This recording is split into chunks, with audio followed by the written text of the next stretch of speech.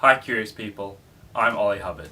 The solar energy that hits the Earth every second is equivalent to 4 trillion 100-watt light bulbs. The Earth receives so much energy from our star's atomic fusion. It is responsible for the biodiversity in our ecosystems and provides us with a sustainable energy source, if we're smart enough to use it. But will the sun's energy run out? Yes. In roughly 5 billion years, our sun will start to die.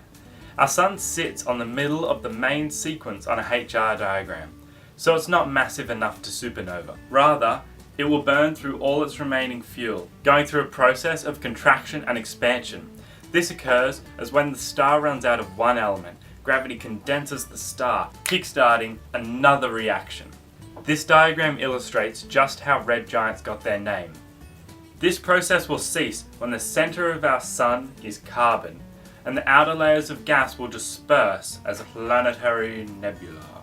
The leftover star is a white dwarf, extremely dense and hot, but very small. Fusion no longer prevents gravity from crushing the star, rather the electrons of carbon repel each other, and thus the star is no longer producing any energy, but its heat is dissipating into space. Like a cooling coal, the white dwarf will eventually become a black dwarf.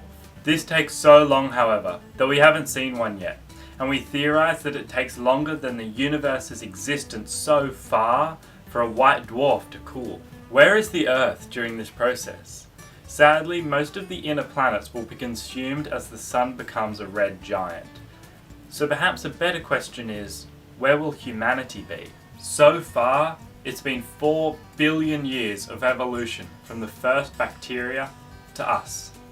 So if we're talking about 5 billion years, the humanity who observes the death of our precious sun might be as different to us as we are from bacteria.